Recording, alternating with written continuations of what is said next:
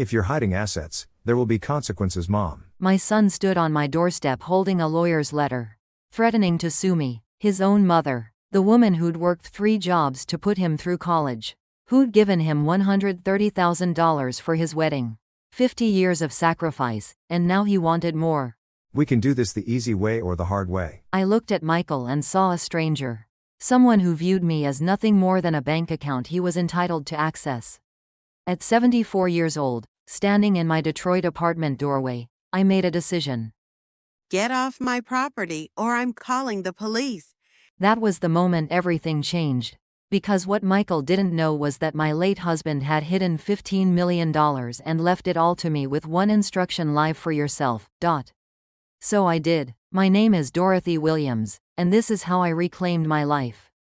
Before we begin, if this story resonates with you, please hit that subscribe button and turn on notifications. Your support means the world to me, and it helps me share more stories like this one. A simple like would make my day. Thank you. Looking back now, I can see that I spent 54 years disappearing. Not physically, of course, but in every way that mattered. I became invisible, a shadow that cleaned, cooked, and sacrificed without ever asking for anything in return. It started the day I married Frank Williams. I was 20 years old, barely out of my parents' house in a small town outside Detroit. Frank was 22, handsome in his work clothes, with calloused hands and dreams bigger than his paycheck. We were both high school dropouts. Neither of us had finished 11th grade. Education was a luxury our families couldn't afford, and we accepted that as our fate. Frank said on our wedding night in our tiny one-room apartment. We might not have much now, but I promise you, we'll build something. We'll give our kids everything we never had. I believed him. More than that, I made it my mission. Our first years together were brutal. Frank worked construction during the day and stocked shelves at a grocery store at night. I took any job I could find. I cleaned houses for wealthy families in Grosse Pointe, watching their children play with toys that cost more than our monthly rent. I did laundry at a commercial facility, my hands raw and cracked from the industrial detergent. On weekends, I worked at a diner, serving breakfast to families who never looked me in the eye. We lived on instant noodles and day-old bread from the bakery outlet. Our apartment had no heat in the winter, and we huddled under every blanket we owned. But we were young, and we were together, and somehow that felt like enough. When I got pregnant with Michael, everything changed. Not in the fairy tale way, but in the way that adds weight to every decision, every dollar, every moment. Frank looked at my growing belly with such fierce determination. This boy is going to college. I don't care what it takes. We didn't even know if it was a boy yet, but Frank seemed certain. And when Michael was born, red-faced and screaming, Frank held him like he was made of gold. I saw something shift in my husband that day. His dreams stopped being about us and became entirely about this child. 2 years later, Lisa arrived. She was quieter, easier. Where Michael demanded attention with his cries, Lisa simply watched the world with her big brown eyes. I loved her fiercely, but I'll admit something now that shames me. I didn't pour the same energy into her that I did into Michael. In our minds, shaped by the world we lived in, boys needed more. Boys carried the family name. Boys would support us in our old age. How wrong we were. The climbing years. When Michael was 8 and Lisa was 6, Frank took a leap that terrified me. He quit both his jobs and used every penny we'd saved 10 years of sacrifice. Nearly $15,000 to buy a failing used car lot on the outskirts of Detroit. Frank, what if it doesn't work? We'll lose everything. We already have nothing to lose. The lot was a mess. Rusted cars, overgrown weeds, a tiny office that leaked when it rained. But Frank saw potential. He worked 18-hour days, learning the business, making connections, fixing cars himself when he couldn't afford a mechanic. I kept my cleaning jobs and added a night shift at a parts factory. We barely saw each other. We barely slept, but slowly, impossibly, it started to work. Frank had a gift for people. He could make anyone feel like family. He never lied about a car's condition, never pressured anyone into a sale. In a business known for sharks, Frank Williams became known as the honest dealer. Word spread. The lot grew. Within 5 years, we'd expanded twice. Within 10, we owned the entire block. Michael was thriving. He was brilliant in school, bringing home straight A's and academic awards. Teachers called him gifted. They said he could go to any college he wanted. Frank and I looked at each other with tears in our eyes. Our son was going to escape the life we'd lived. But something else was happening too, something I didn't want to acknowledge. Michael started being embarrassed by us. It started small. In middle school, he asked me not to pack his lunch anymore, because the other kids made fun of his second-hand thermos. In high school, he told Frank not to pick him up in the tow truck. "Dad, can't you use the regular car? Everyone sees the business name on the truck." Frank laughed it off, but I saw the hurt in his eyes. We were working ourselves to death so Michael could have opportunities. And he was ashamed of how we earned the money.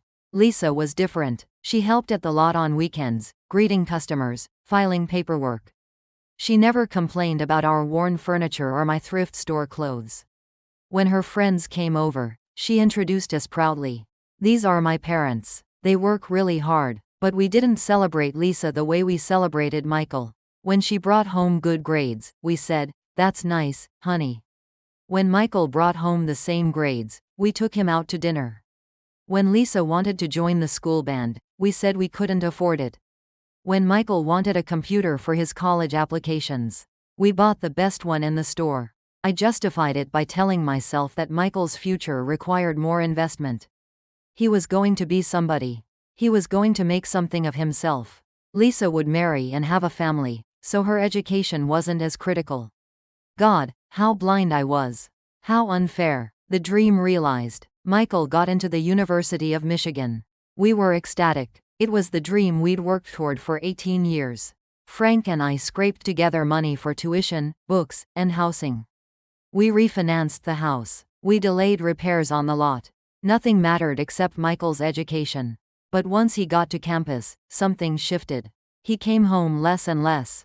During his sophomore year, he started dating girls from wealthy families and stopped mentioning us to his friends. By his junior year, he'd stopped coming home for Sunday dinners. "I have too much studying, Mom." "We understand, honey. You work hard." I made excuses for him because I wanted to believe my sacrifice meant something. I wanted to believe that love flowed both ways. That the child I'd given everything to would remember where he came from. Lisa went to community college and then nursing school. She paid her own way, working night shifts at a hospital while attending classes during the day. We gave her $5,000 for graduation, a fraction of what we'd spent on Michael. She hugged us and cried, "Thank you so much. This means everything." Michael got $50,000 when he graduated. He barely said thank you. Everything changed when Frank had his stroke. It was a Tuesday morning. We were in the office at the lot, going over the books. Frank stood up to refill his coffee and suddenly stopped mid-step. "I feel strange." Then he collapsed. The ambulance came. The hospital. The doctors with their careful, devastating words. "He's had a major stroke. There's been significant brain damage. He'll likely need full-time care." Michael was in his senior year at U of M. I called him from the hospital. "Mom, I have finals next week. I can't just drop everything. Your father almost died, but he didn't, right? I'll come see him after exams." He came 3 weeks later. He stayed for 40 minutes, spent most of it on his phone, and left, saying he had a job interview to prepare for. Lisa came that same day and stayed for 3 days, sleeping in the hospital chair, helping me understand the doctor's explanations, holding my hand when I cried. But even then, I made excuses for Michael. He was building his career. He had responsibilities. He was the son who would succeed, and that required focus. Frank came home, but he wasn't Frank anymore.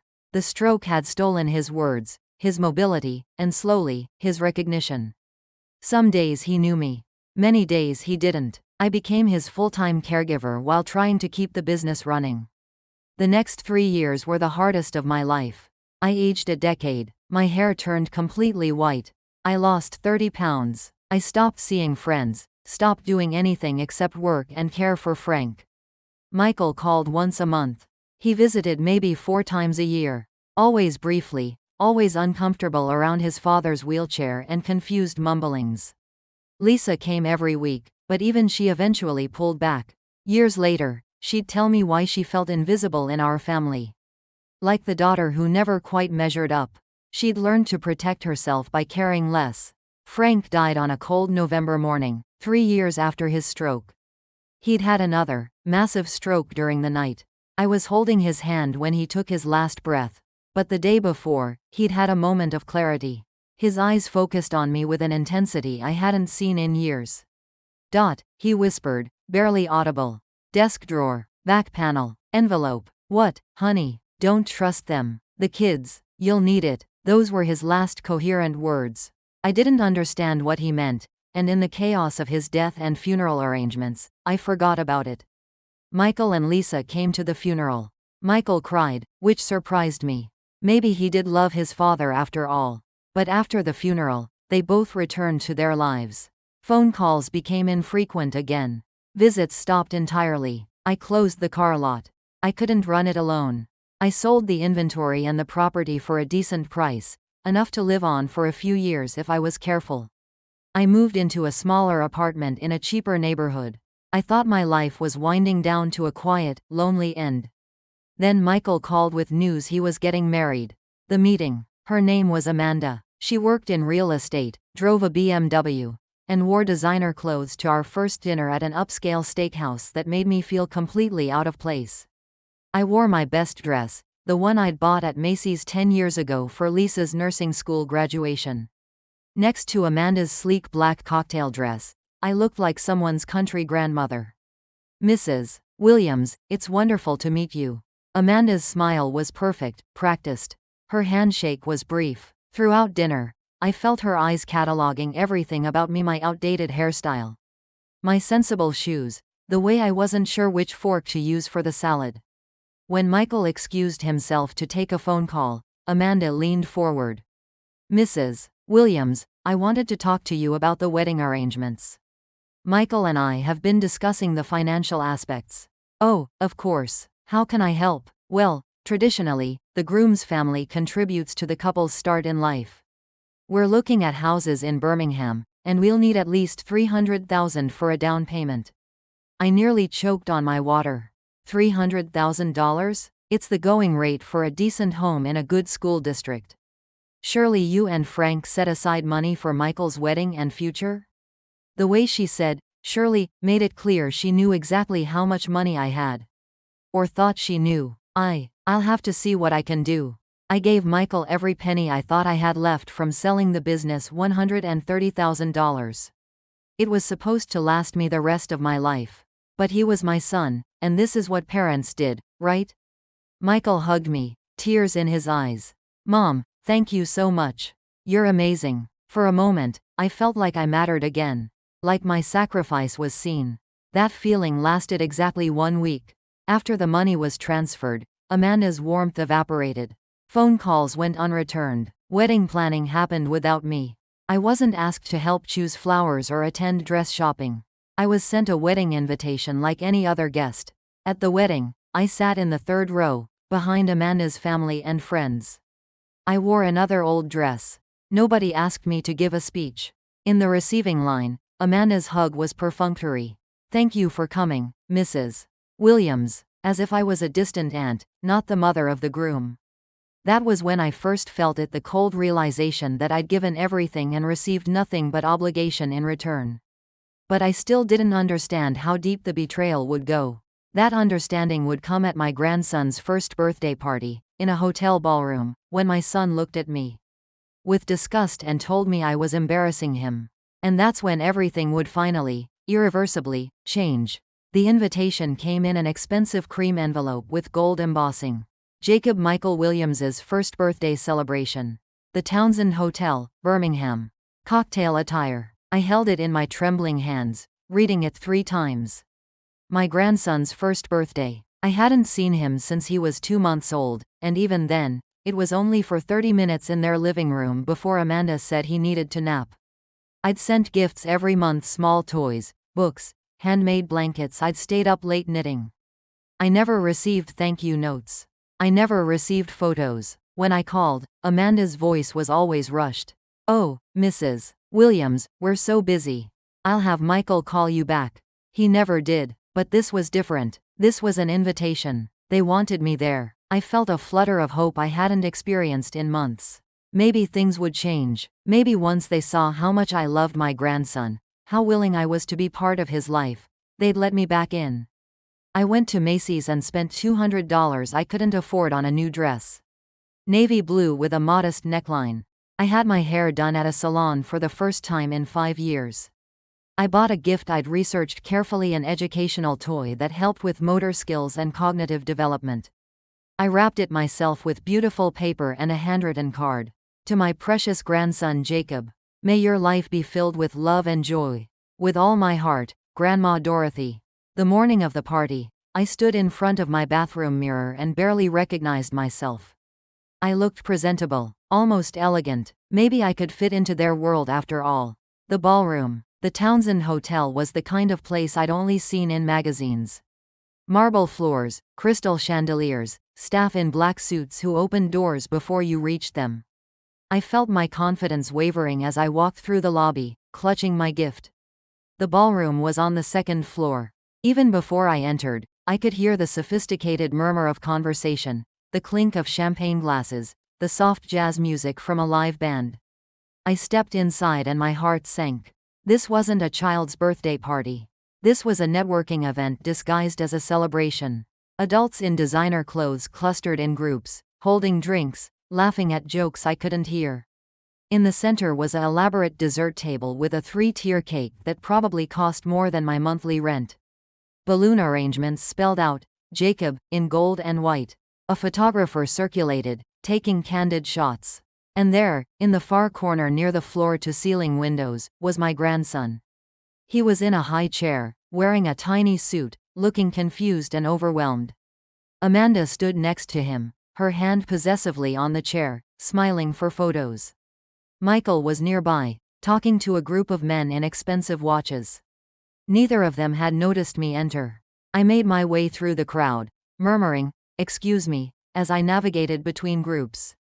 People glanced at me, their eyes sliding past without recognition or interest.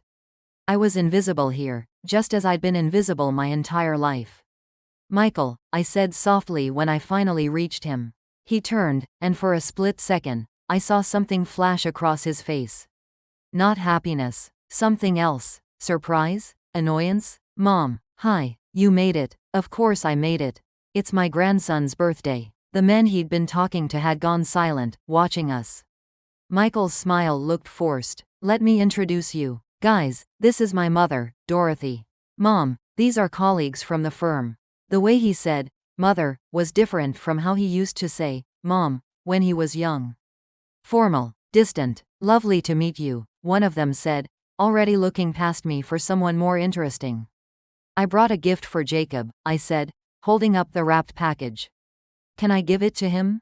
"Sure, Mom. Just put it on the gift table over there. I'd like to give it to him personally. And maybe hold him? I haven't seen him in so long." Michael's jaw tightened almost imperceptibly. "He's a bit overwhelmed right now. Maybe later." Amanda appeared at Michael's elbow, her smile bright and empty. "Dorothy, so glad you could make it. Love your dress." The compliment felt like an insult. There was something in her tone, a subtle emphasis on your, that made it clear she was being charitable.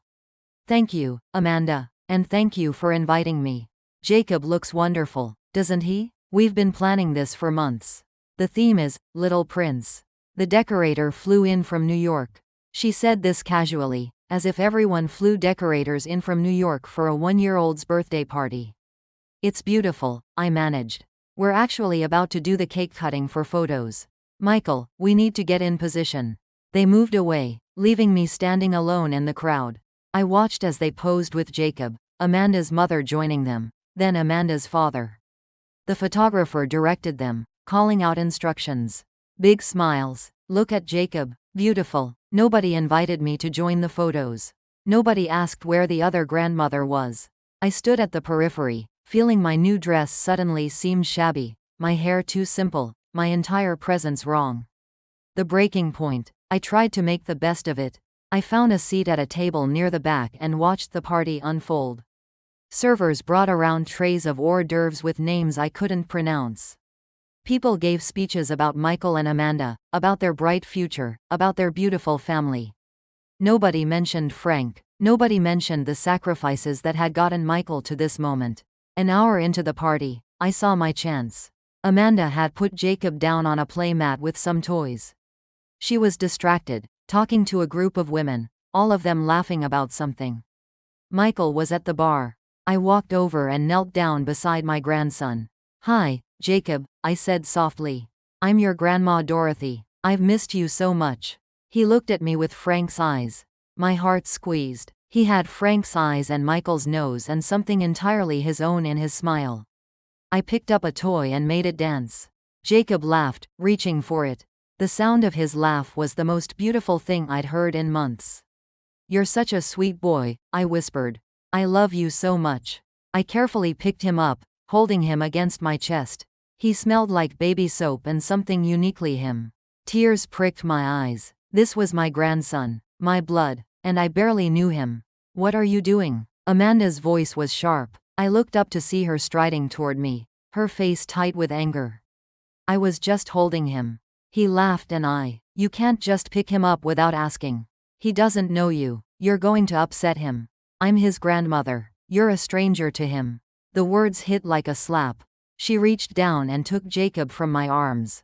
He did start crying then, confused by the sudden movement and his mother's tense voice.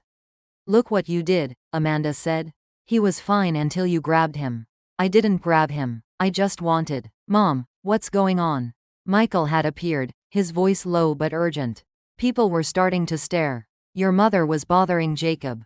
Now he's upset." "I wasn't bothering him. I was holding my grandson. I have a right." "Mom." Michael's voice had an edge I'd never heard before. "Not here. Not now. Not here? When am I supposed to see him, Michael? You never let me visit. You never bring him to see me. This is the first time I've seen him in 10 months. My voice had risen. More people were looking now. Amanda's face had gone red. "This is exactly what I'm talking about," she hissed to Michael. "This is inappropriate. Mom, you need to calm down." "I am calm. I just want to be part of my grandson's life." Michael grabbed my elbow, his grip firm, and steered me away from the crowd toward a quiet corner near the exit. "Mom, you need to read the room," he said in a harsh whisper. "You're embarrassing us." There it was, the sentence that would echo in my mind for months afterward. "I'm embarrassing you?" My voice shook. "Michael, I'm your mother. I just wanted to hold my grandson. You can't just do whatever you want. This is Amanda's event. She planned everything. You're making a scene." "A scene? I'm making a scene by wanting to spend time with my own grandchild?" "You don't understand. These people are important. They're from the firm, from Amanda's network. We can't have—" He stopped himself, but I heard what he didn't say. "Can't have what? Can't have your working-class mother embarrassing you in front of your rich friends?" His silence was answer enough. Something broke inside me then. Not loudly, but completely. Like ice cracking under weight. "Is this what it's all been for?" I asked quietly. "All those years your father and I worked ourselves to exhaustion? All those nights I went without? So you could have more? So you could stand here and be ashamed of me?" "Mom, that's not fair." "Fair? You want to talk about fair, Michael? Look, I appreciate everything you and Dad did. But I'm building a different life. Amanda comes from a different world. She has expectations. And I don't fit those expectations." He didn't answer, which was answer enough. "Michael, I gave you everything. Everything. I know, Mom. And I'm grateful. But that doesn't mean—" He stopped again, struggling to find words that wouldn't sound as cruel as the truth was. "Doesn't mean what?" "Mom, we'll talk about this later. I need to get back to the party." "When will we talk about it, Michael? When will you have time for your mother? When will I be enough?" "Jesus, Mom." His voice turned harsh with frustration. "You're being dramatic. We invited you. You came. Now you're causing problems. I just wanted to hold my grandson. And you did. Now please, just—" He gestured vaguely toward the exit. "Maybe it's better if you head out. You've had a long day." The words landed like stones. He was asking me to leave. No, he was telling me to leave. "You want me to go? I think it would be best." I looked past him to where Amanda stood with Jacob, now calm again, surrounded by her family and friends. They were laughing about something, the disruption already forgotten. I looked at my son, this man I'd sacrificed everything for, who couldn't even stand having me at his son's birthday party. Okay, I said quietly. I'll go. I walked back to the table where I'd left my purse. The gift I'd brought still sat on the gift table, looking modest next to the elaborate packages wrapped by professional services. I almost took it back, but what would be the point? As I walked toward the exit, I heard Amanda's voice, not bothering to lower it. God, that was mortifying. Did you see her just grab Jacob? I handled it, Michael's voice replied. Your mother is so, I don't know. She doesn't understand boundaries. She means well. Well-meaning doesn't matter if she can't behave appropriately. Next time, maybe we just don't invite her. I should have kept walking. I should have left with whatever dignity I had remaining. But something in me snapped. I turned back. Next time? I said loudly. Everyone in the nearby vicinity went quiet. There's going to be a next time where you debate whether to invite me? I'm his grandmother. Amanda's face went white, then red. Dorothy, this is not the time. When is the time, Amanda? When will it be convenient for you to let me know my own grandson? Mom, Michael's voice was urgent, angry. Stop, now. No, I won't stop. I've spent my entire life stopping. Staying quiet, making myself smaller so everyone else could be comfortable. I'm done. The whole room was watching now. The band had stopped playing. Jacob was crying again. You're making a scene, Michael said through gritted teeth. Good, maybe someone should. Maybe someone should point out that I gave you everything. And this is how you treat me? Like I'm some embarrassment you have to manage? Mom, please. You know what, Michael? You're right. I am embarrassing. I'm embarrassingly poor. Embarrassingly uneducated. Embarrassingly out of place in your fancy new world. The world I worked 3 jobs to give you access to. Mrs. Williams. Amanda's voice was ice. You need to leave. Now. I looked at Michael one last time, hoping he'd defend me. Hoping he'd remember who I was, what I'd done, how much I'd loved him. He looked at the floor. Fine, I said. I'll leave, and you can all go back to your fancy party and pretend people like me don't exist. Pretend you got where you are all by yourself. I grabbed my purse and walked out, my vision blurred with tears. Behind me, I heard Amanda's voice, shrill and affronted. I cannot believe she just did that. Michael, you need to deal with your mother. The elevator doors closed on the scene, on the ballroom full of strangers, on my son who'd chosen them over me. I made it to my car before I started sobbing. The aftermath. I drove home in a daze, my new dress feeling like a costume I'd foolishly believed would let me belong. My apartment was dark and empty. I sat on my worn couch and stared at nothing.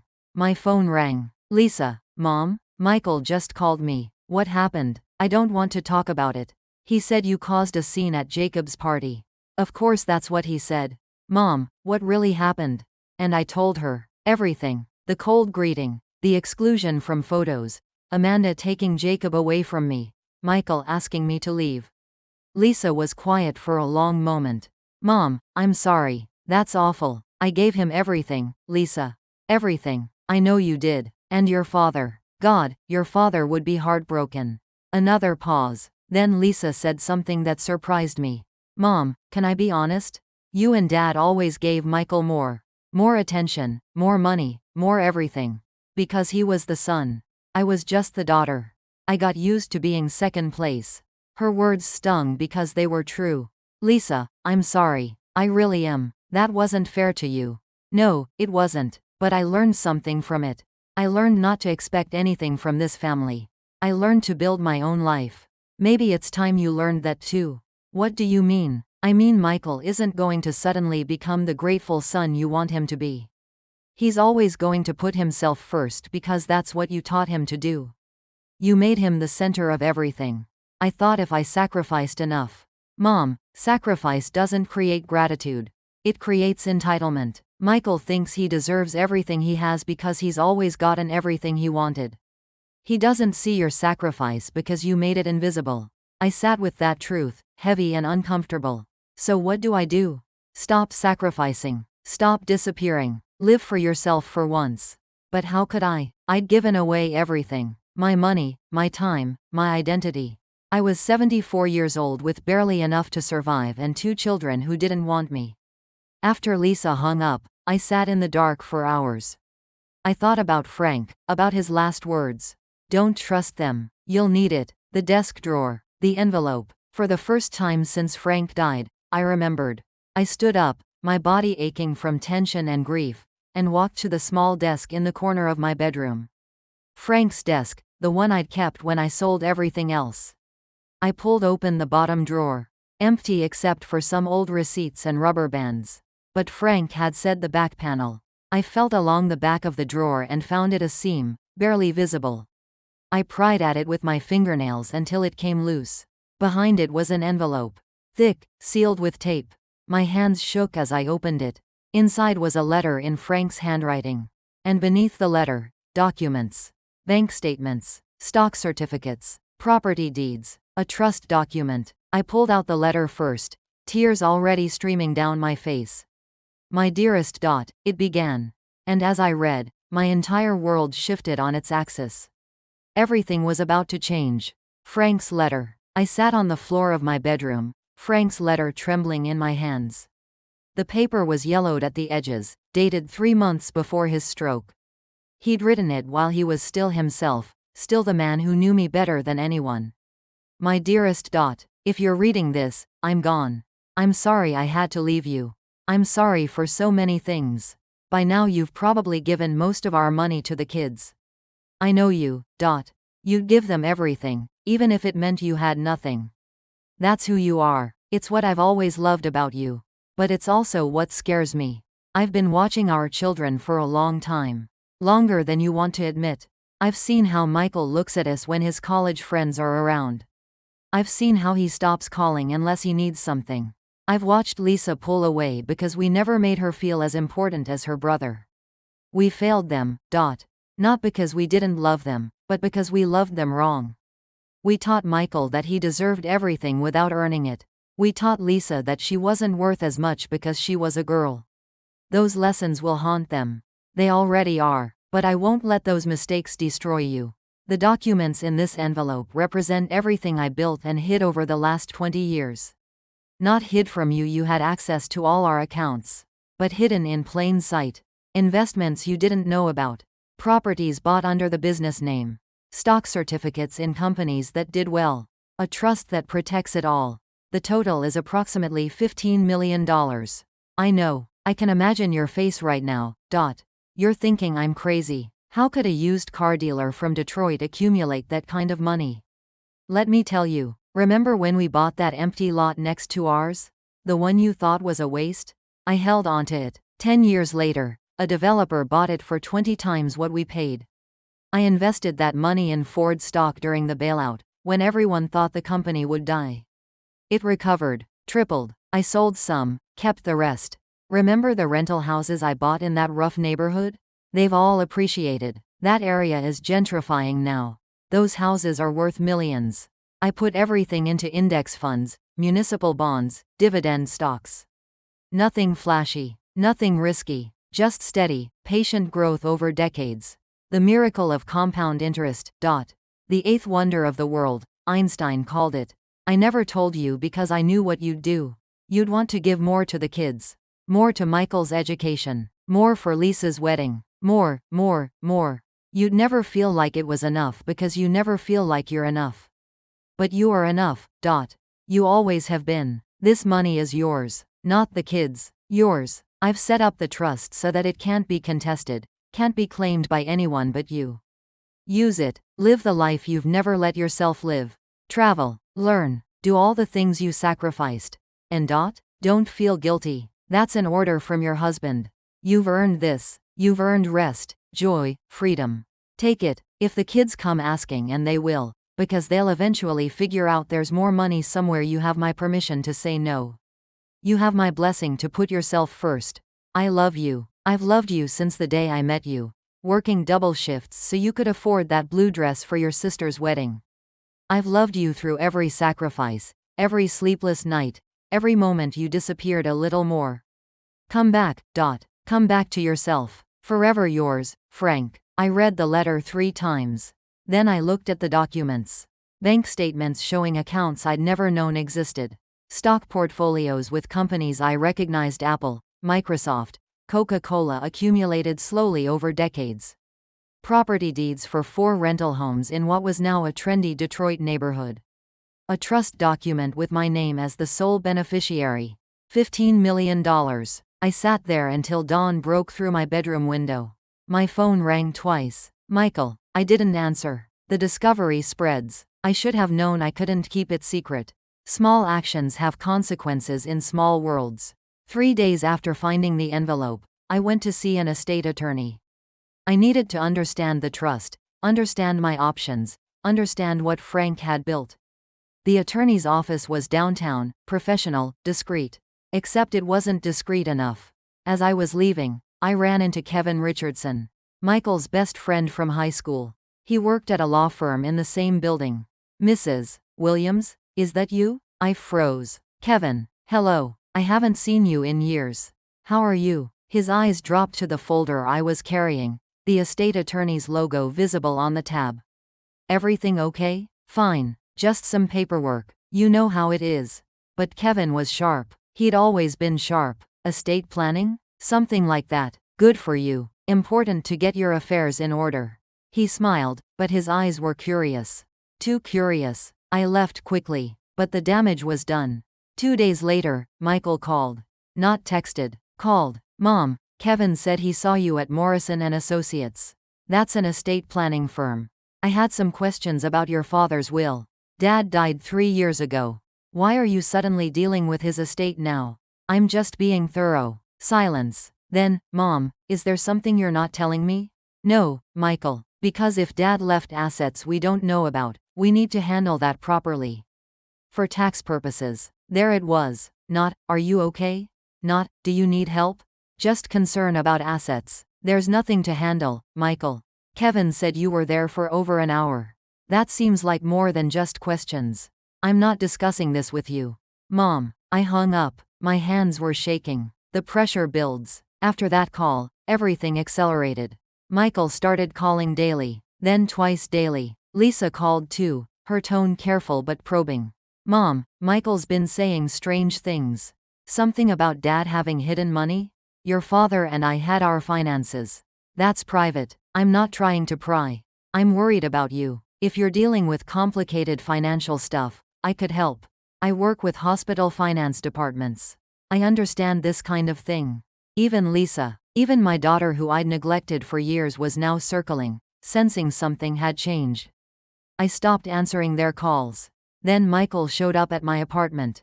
Unannounced. Saturday morning. I opened the door to find him standing there with Amanda, both dressed casually but expensively. Designer athleisure, like they were on their way to brunch. Mom, we need to talk. I don't have anything to say. Can we come in? I didn't move. No. Amanda's smile was tight. Dorothy, we're concerned. Michael said you've been acting strange. Going to lawyers, not answering calls. We're family. We want to help. Help with what, exactly? With whatever you're dealing with, Michael said. If Dad left complications in his estate, that affects all of us. Legally, we should all be on the same page. There are no complications. Then why the lawyer? That's my business. Michael's patience was wearing thin. I could see it in the set of his jaw. Mom, don't make this difficult. I'm not making anything difficult. I went to see an attorney about my own affairs. That's my right. Your affairs are Dad's affairs? Both. Mine, not yours. Amanda put her hand on Michael's arm. A warning. But he ignored it. Kevin said the firm specializes in high net worth estates. Estates over 10 million. Why would you need that kind of attorney if there's no money? So Kevin had done more than just report seeing me. He'd researched the firm. Maybe I was just asking questions. About what? Mom, you sold the lot for $300,000. You gave me $130. You gave Lisa $50. That leaves you with maybe $120 to live on. That's not high net worth. That's barely middle class. The calculation was so precise. So cold. He'd tallied every dollar. Perhaps your father was better with money than you thought. Michael's eyes sharpened. What does that mean? It means what it means. Did Dad have other assets? I'm not having this conversation on my doorstep. Then invite us in. No. Amanda's mask slipped. Dorothy, this is ridiculous. If there's family money, we have a right to know. Jacob is Frank's grandson. He deserves his inheritance. Jacob is 1 year old. He doesn't deserve anything yet except to be loved and raised well. That's not your decision to make, Amanda snapped. Actually, it is. It's completely my decision. Michael stepped closer. Mom, I'm trying to be patient. But you're hiding something. I can tell. And if you're hiding assets that should have been disclosed in Dad's estate, that's a legal problem. Tax fraud. Estate fraud. Are you threatening me? I'm informing you of the reality. We stood there, staring at each other. My son, the boy I'd sacrificed everything for, threatening legal action because he suspected I had money I wasn't sharing. Get off my doorstep, I said quietly. Mom, get off my doorstep, or I'll call the police and have you removed for trespassing. Amanda gasped. You can't be serious. Try me. Michael's face went red. Fine, but this isn't over. If you're hiding assets, I'll find out. And when I do, there will be consequences. They left. I closed the door and leaned against it, my heart hammering. The realization. That night, I called the estate attorney. Richard Morrison. He'd been professional, kind, straightforward during our first meeting. Mr. Morrison, my son is threatening to investigate my late husband's estate. Can he do that? Has the estate been settled and closed? Yes. 3 years ago. Then no. The estate is closed. What your husband left to you in trust is yours. Your son has no legal claim and no legal standing to investigate. He mentioned tax fraud. Did you and your husband fail to report income? No. Frank was meticulous. Everything was reported. Everything was legal. Then there's no fraud. Your son is bluffing, Mrs. Williams. He's trying to intimidate you into revealing information he has no right to. What should I do? Nothing. You're under no obligation to discuss your finances with anyone, including your children. The trust your husband created is airtight. I reviewed it personally. It's brilliant work, actually. He must have had excellent legal counsel. He did everything himself, researched it for years. Then he was a remarkable man. Mrs. Williams, my advice? Stop engaging. Don't answer questions about your finances. Don't justify. Don't explain. You owe them nothing. After I hung up, I sat with that thought. I owe them nothing. It felt revolutionary, terrifying, liberating. I'd spent 54 years believing I owed my children everything. Every moment, every dollar, every piece of myself. The idea that I owed them nothing was so foreign it felt like a different language. But Frank had known. Somehow, in those last years watching them, he'd understood what I was too close to see. They didn't love me for who I was. They loved what I could give them. And now that they suspected there was more to give, they were circling like sharks. The breaking point. The calls continued. Michael, Lisa, even Amanda started calling, her voice saccharine sweet. Dorothy, I think we got off on the wrong foot. I'd love to have you over for dinner. Just family, no pressure. I declined. Michael left voicemails. Mom, I'm sorry about what I said. I was frustrated. Can we please talk? I didn't call back. Lisa tried a different approach. Mom, I'm not like Michael. I don't care about money. I just care about you. But I'm worried. You're isolating yourself. That's not healthy. Can I come visit? Just to check on you? I texted back, I'm fine. I need space. Then came the letter. Certified mail. From an attorney. Not my attorney. Michael's attorney. I opened it with shaking hands. Dear Mrs. Dorothy Williams, this firm represents Michael Williams regarding the estate of Frank Williams, deceased. It has come to our client's attention that assets of significant value may not have been properly disclosed during the estate settlement process. We respectfully request full disclosure of all assets held by you that originated from or were acquired during your marriage to Frank Williams. Failure to provide this information may result in legal action to compel disclosure and potentially revisit the estate settlement. Please respond within 30 days. I read it twice. Then I called Richard Morrison. They can't do this, can they? They can send letters, but they can't compel anything. The estate is closed. This is an intimidation tactic, Mrs. Williams. A very transparent one. What do I do? I'll respond on your behalf. Tell them to pound sand, essentially. In legalese. Will that end it? He was quiet for a moment. Mrs. Williams, I'm going to be honest. Your son seems determined. This probably won't end until you make it end. You need to decide how you want to handle this family situation. That night, I made my decision. I was 74 years old. I'd spent my entire life being who everyone else needed me to be. Frank's wife, Michael's mother, Lisa's mother, the hard worker, the sacrificer, the disappearer. But Frank's letter had given me permission to be something else. Someone else. Dorothy Williams. Not daughter, not wife, not mother. Just Dorothy. And Dorothy was done disappearing. The plan. I spent the next week planning. Not reacting, but planning. Methodically, carefully. First, I hired Richard Morrison to manage the trust and investments. I wasn't sophisticated about money. I needed help. Second, I called a realtor. Put my apartment on the market. I wasn't staying in Detroit. Too many memories. Too close to Michael. I needed distance. Physical and emotional. Third, I researched. Where did 74-year-old women go to start over? The answer surprised me: Florida. Specifically, St. Petersburg. It had a massive retirement community. Active senior centers. Adult education classes. Volunteering opportunities. Warm weather. And it was 1,200 miles from Detroit. I found a modest condo in a 55 community. 2 bedrooms. Pool. Clubhouse. A place where nobody knew me as Michael's mother or Frank's widow. A place where I could just be Dorothy. I made an offer. It was accepted within 24 hours. My apartment sold in a week. I scheduled movers. And then I called Michael. Mom, finally, I've been trying to reach you. I know. Did you get the letter from my attorney? I did. And nothing. You have no legal right to my finances, Michael. Your father made sure of that. Silence. Then, so there is money. That's none of your business.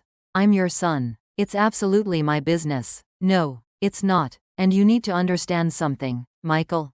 I'm done. Done with what? Done with this. Done with you treating me like an ATM. Done with being ashamed of in front of your friends. Done with begging for scraps of time with my own grandson. I'm done. Mom, you're being dramatic again. I'm moving to Florida. I've already bought a place. I'm leaving in 2 weeks. What? You can't just. I can. I am. Mom, that's crazy. You don't know anyone in Florida. You'll be alone. I've been alone for years, Michael. At least in Florida, I'll be alone by choice. What about Jacob? You won't see your grandson. The manipulation was so obvious it was almost funny. I barely see him now. You made sure of that.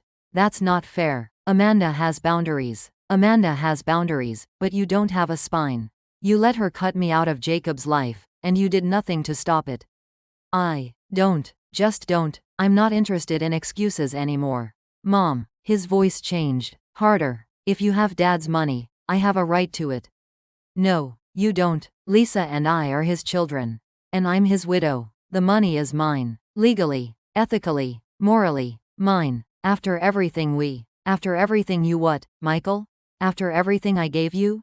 Is that what you were going to say? He said nothing. I gave you everything. Your father gave you everything. We worked ourselves to death so you could go to college, so you could have opportunities, so you could build the life you wanted. And you did. You have that life. You're successful. You make good money. You have a beautiful home, a wife, a son. You have everything we dreamed you'd have. But it's not enough. It's never enough. Because we taught you that you deserved everything without having to earn it. We failed you that way. That's on us. But I'm not going to keep failing you by giving you more. You're my mother. Yes. And I'm also a person. I'm also Dorothy. And Dorothy is going to Florida. Dorothy is going to live her own life. And Dorothy is not going to feel guilty about it. I can't believe you're doing this. I can't believe it took me 74 years to do it. I hung up. My hands weren't shaking this time. The last conversation. Lisa called an hour later. Michael must have called her immediately. Mom, Michael said you're moving to Florida? I am. Because of him? Because of me. Because I need to live my own life for once. Mom, I understand you're upset, but running away isn't the answer. I'm not running away. I'm running towards something. There's a difference. What about us? What about family? Lisa, I love you. But I need you to hear something. I wasn't a good mother to you. I favored your brother. I gave him more time, more money, more attention. I'm sorry for that. I was wrong. Mom, let me finish. I can't go back and fix those years. But I can stop making the same mistakes. I can stop letting Michael's demands control my life. And maybe I can figure out who I am when I'm not being someone's mother. But you'll always be our mother. Yes, but I don't have to only be that. Lisa was quiet. When she spoke again, her voice was softer. I think I understand. I do. But Mom, Michael's really angry. He's talking about contesting Dad's estate, about hiring investigators. Let him. He'll waste his money and find nothing but the truth. Your father loved me enough to make sure I'd be okay. That's all. How much did Dad leave? Enough. More than the 130,000? Yes. A lot more? Yes. Another pause. And you're not going to tell us? No. Why not? Because it's mine, Lisa. Because your father wanted me to have it. Because I've earned the right to keep something for myself. I'm not like Michael. I don't want your money. I know, but you want something. Everyone wants something. And I'm tired of being the person who has to give it. That's harsh, Mom. Maybe. Or maybe it's just honest. We sat in silence for a moment. Will you visit, once you're settled? Lisa asked. Maybe. If you promise not to ambush me with questions about money or try to guilt me into changing my mind. I promise. Then yes. Maybe. I'm sorry for how you've been treated, Mom. Really, you deserved better. Those words, unexpected and genuine, brought tears to my eyes. Thank you, Lisa. After we hung up, I sat in my half-packed apartment and thought about Frank. About his letter. About his final gift to me, not just money, but permission. Permission to choose myself. I pulled out his letter and read the last lines again. Come back, Dot. Come back to yourself. I'm trying, Frank, I whispered to the empty room. I'm finally trying. In 2 weeks, I would leave Detroit. Leave the cold. Leave the memories. Leave the daughter and son who had learned to see me only as a resource to be managed. I would move to Florida. To sunshine. To a community of strangers who didn't know my history. To a life that was entirely, finally, mine. I was 74 years old. Most people would say I was too old to start over. But Frank had given me 15 million reasons to try. And more than that, he'd given me something more valuable, the truth that I deserved too. How would I do it? What would this new life look like? Could I really walk away from my children? Could I build something for myself after spending 74 years building things for everyone else? I didn't know the answers yet. But for the first time in my life, I was excited to find out. The departure. The moving truck left on a Tuesday morning in early March. Everything I owned fit into a small U-Haul trailer hitched to my 2008 Honda Civic. 54 years of life in Detroit reduced to boxes and furniture. Michael didn't come to say goodbye. He sent a text, hope you know what you're doing. Lisa came. She stood in my empty apartment, her arms wrapped around herself. Mom, it's not too late. You don't have to do this. Yes, I do. What if you hate it there? Then I'll try somewhere else. She hugged me, tight. Call me when you get there? I will. And Mom, I'm proud of you. I don't know if I've ever said that, but I am. Those words sustained me through the 1,200-mile drive south. Arrival. Street. Petersburg hit me like a wall of humidity and sunshine. After Detroit's gray March cold, the 78-degree warmth felt surreal. Palm trees lined the streets. Bougainvillea cascaded over walls in violent pinks and oranges. The air smelled like salt water and cut grass. My condo was in a development called Sunset Palms. The name was generic, the kind of name every Florida retirement community seemed to have. But when I pulled up, I felt something unexpected: hope. The building was pale yellow stucco with white trim. 2 stories, 20 units. A small pool sparkled in the courtyard. An older woman was swimming laps, her stroke steady and strong. Unit 12B was on the 2nd floor, corner unit. I climbed the external stairs, my knees protesting. Inside, the condo smelled like fresh paint. Empty rooms with tile floors and white walls. A small kitchen with new appliances. A living room with sliding glass doors that opened onto a screened balcony. From the balcony, I could see the pool, a shuffleboard court, and beyond that, a glimpse of Tampa Bay. I sat down on the floor, my back against the wall, and cried. Not from sadness, from relief. I was here. I'd done it. The first week, unpacking took 3 days. I arranged furniture, hung curtains, stocked the kitchen. Small tasks that felt enormous. Every decision was mine alone. Where to put the couch. What color towels to buy. Whether to keep the dining table Frank had built or donate it. I kept the table. On day 4, I ventured to the clubhouse. A woman was at the front desk, maybe 65, with short silver hair and laugh lines around her eyes. You must be Dorothy, Unit 12B, right? I'm Patricia, but everyone calls me Patty. I manage the activities here. Nice to meet you. Where are you from? Detroit. Oh, honey, you're going to love it here. No more snow. We've got water aerobics at 9, bridge at 2, and potluck dinner tonight. You should come. I don't know anyone. Perfect time to start. I almost said no. Old Dorothy would have said no. But new Dorothy, the one Frank had given permission to exist, said yes. The potluck. I brought store-bought cookies. Everyone else brought casseroles, salads, desserts made from scratch. I felt immediately inadequate, but then a woman sat next to me. She was probably 70, with bright blue glasses and a t-shirt that said, Grandma Shark. I'm Carol. You're new. Dorothy. Just moved in. From where? Detroit. Brave woman. I'm from Chicago. Been here 5 years. Best decision I ever made. Really? Honey. I spent 50 years cooking dinner for a husband who never said thank you and raising kids who only call when they need money. Down here, I eat when I want. I do what I want. Nobody judges me. It's heaven. I laughed. Actually laughed. That sounds familiar. Let me guess, ungrateful kids? Is it that obvious? Honey, half the people here are running from something. Family drama, mostly. You'll fit right in. Other women joined our table. Margaret from Boston. Susan from Philadelphia, Jane from Baltimore, all between 65 and 75, all with similar stories of children who'd grown distant, of lives spent in service to others, of finally choosing themselves. My daughter was furious when I moved, Margaret said. She said, who's going to watch the grandkids? I said, you are. You're their mother. Everyone laughed. My son threatened to put me in assisted living, Susan added. Said I was making bad decisions. I said, good luck. I'm competent and I have a lawyer. More laughter. I sat there, surrounded by strangers who understood, and felt something I hadn't felt in years, belonging. The routine. A rhythm developed, slowly at first, then more surely. Mornings, I walked. The development had a path that circled the property.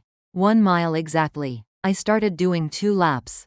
Then 3. My body hurt at first. Knees, hips, back. 74 years of wear and tear. But gradually, incrementally, it hurt less. I got stronger. I joined the water aerobics class. The instructor was maybe 50, energetic and encouraging. Move at your own pace.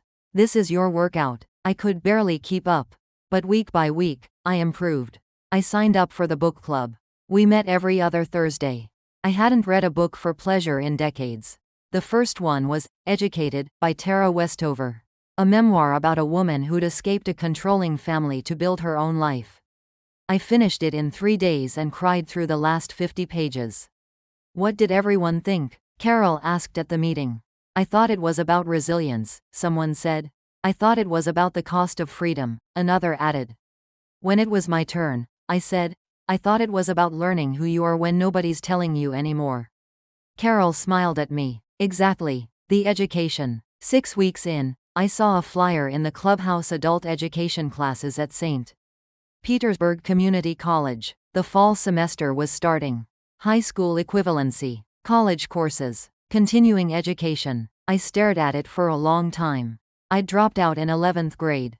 60 years ago. I'd never gotten my GED.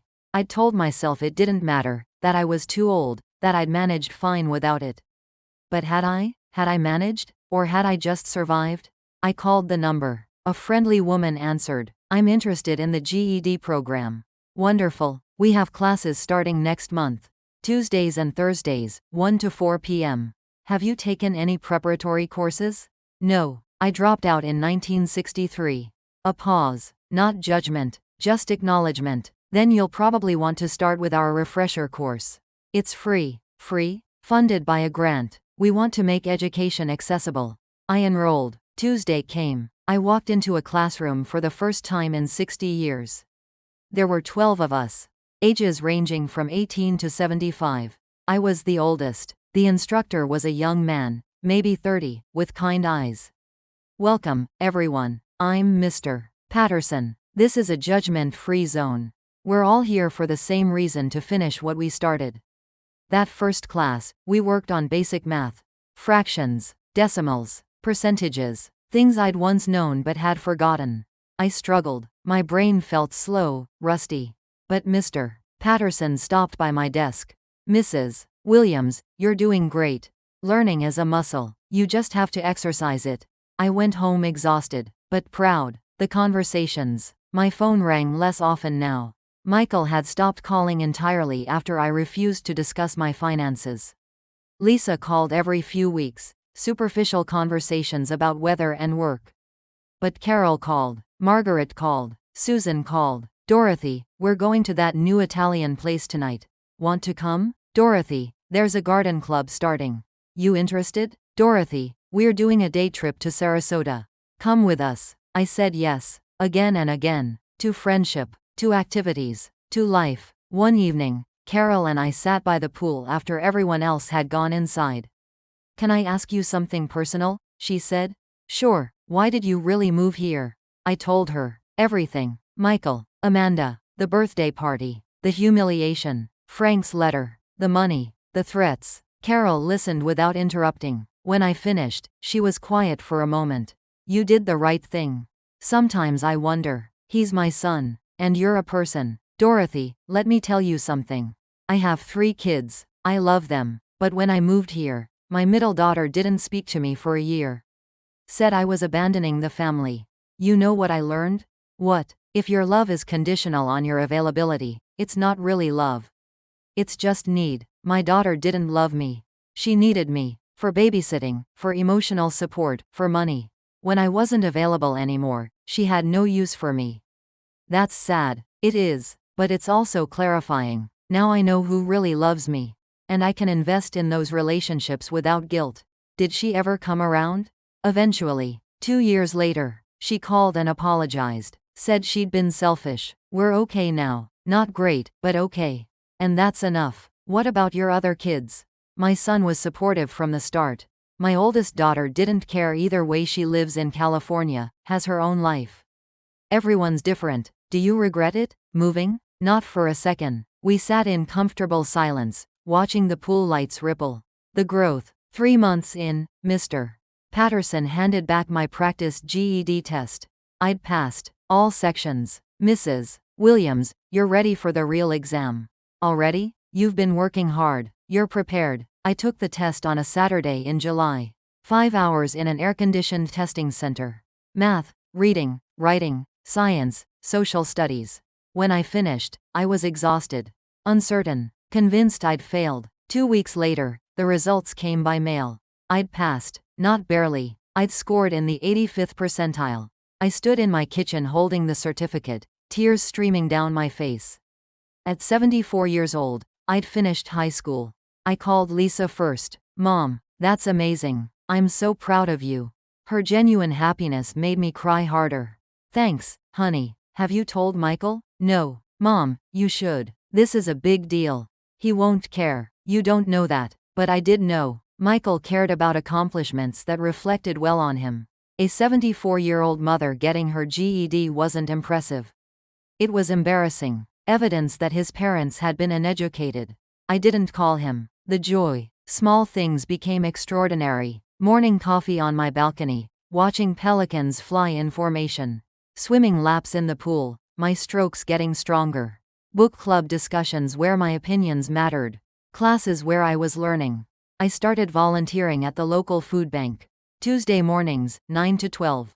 Sorting donations, packing boxes, helping distribute food to families who needed it. One morning, a young mother came through the line. She had 3 kids, all under 10. She looked exhausted. Thank you, she whispered as I handed her a box.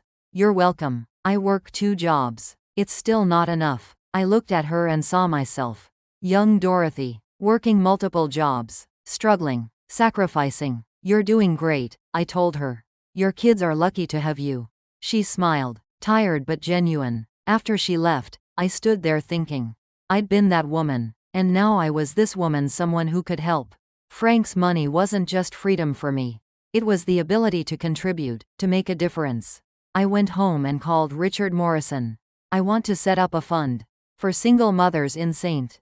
Petersburg, education scholarships, childcare assistance, emergency expenses. How much? $1 million to start. That's very generous. It's necessary. He set it up. The Dorothy Williams Foundation. Anonymous. I didn't want recognition. I just wanted to help. The peace. 6 months in, I realized something. I was happy. Not momentarily happy. Not distracted from sadness happy. Actually, genuinely happy. I woke up excited for the day. I went to bed satisfied. I liked my life. The grief was still there. For Frank. For the children who could have been different. For the years I'd lost. But it didn't consume me anymore. One evening, I sat on my balcony with Frank's letter. I'd read it so many times the paper was soft, the creases deep. I did it, Frank. I came back to myself. Or maybe I became myself for the first time. I'm not sure which. The bay glittered in the sunset. Pink and gold and orange. The kids are still angry. Michael won't talk to me. Lisa tries, but it's awkward. She doesn't know how to relate to me now that I'm not just mom. I'm Dorothy, and Dorothy is someone she doesn't really know. A pelican dove into the water. Came up with a fish. But I have friends. Real friends. Not people who need me, but people who like me. Carol and Margaret and Susan and Jane. We're going to Key West next month. Can you believe that? I'm going to Key West. The sun touched the horizon.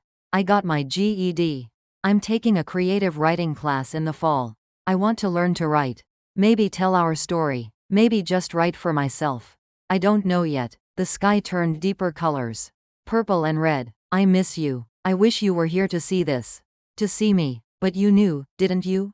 You knew I could do this. That's why you left me the letter. The money was important, but the letter was everything. Full darkness now. Stars emerging. Thank you, Frank, for loving me enough to set me free. I folded the letter carefully and went inside. Tomorrow, I had water aerobics at 9. Lunch with Carol at noon. My writing class started at 2. In the evening, there was a concert in the park. A full day. My life. I was 74 years old. I'd spent 50 years disappearing. But I'd spent 6 months learning to exist. And I was just getting started. 1 year later, the doorbell rang on a Wednesday afternoon. I wasn't expecting anyone. Carol and I had plans for dinner, but that wasn't until 6. I opened the door to find Lisa standing there. No warning, no phone call, just Lisa, with a suitcase and red eyes. Mom, can I come in? Of course. She walked past me into the living room and sat down heavily on the couch. I noticed the details: unwashed hair, wrinkled clothes, the tremor in her hands. Lisa, what happened? David left me. David, her husband of 12 years. Steady, reliable David. Or so I'd thought. Oh honey, I'm so sorry. He's been having an affair. For 2 years. With someone from his office.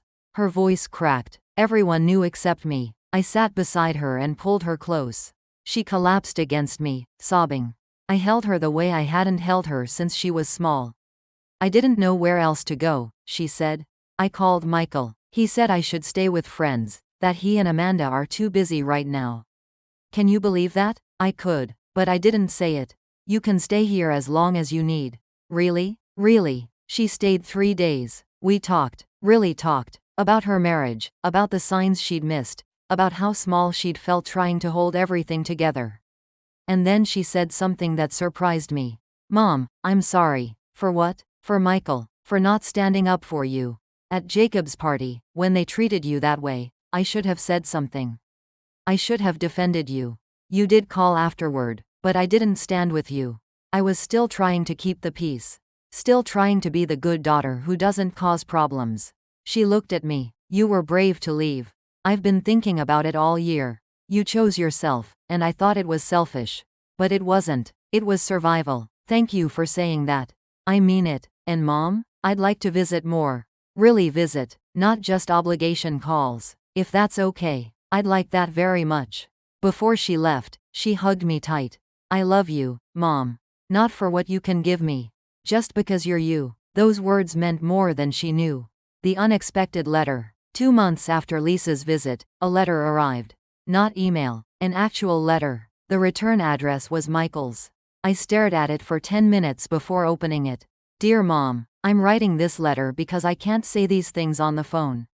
I've tried a dozen times and the words won't come. You were right. About everything. Amanda and I are getting divorced. She filed last month. Turns out she's been seeing someone else for over a year. A partner at her firm. Someone with more money, better connections, a vacation house in the Hamptons. When she told me, you know what she said? She said I wasn't ambitious enough. That I'd plateaued. That she needed someone who could give her more. I thought about you. About Dad. About how you gave me everything and I told you it wasn't enough. I told you that you embarrassed me. I said we should live separate lives. I was wrong. I was so wrong. I don't expect you to forgive me. I don't even know if I deserve to ask. But I want you to know that I see it now. I see what you sacrificed. I see how I took it for granted. I see how I became exactly the kind of person Dad warned me not to be. Amanda took everything. The house, most of my savings, custody of Jacob. She says I can see him every other weekend. She's already introduced him to her new boyfriend. I have nothing left, and the only person I want to talk to is you.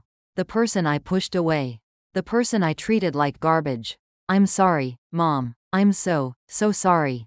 I know you have a new life now. Lisa told me about Florida, about your friends, about you getting your GED. I'm proud of you. I should have said that a long time ago.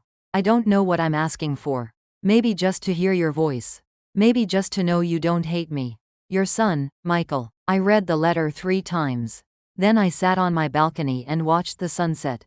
I didn't feel vindicated. I didn't feel smug. I just felt sad. Sad for the years wasted. Sad for the lessons learned too late. Sad for my grandson, caught in the middle. But I also felt something else: clarity. Michael was sorry now because he'd lost everything. But would he have been sorry if Amanda had stayed? If his life had continued comfortably? I didn't think so. The response. I waited a week before responding. I needed to think. Carol helped me process. What do you want, Dorothy? Not what you think you should want. What do you actually want?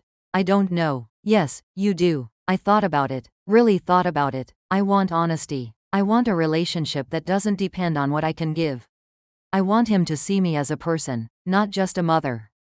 Then tell him that. I wrote back. Not a long letter. Just the truth. Michael, thank you for your letter.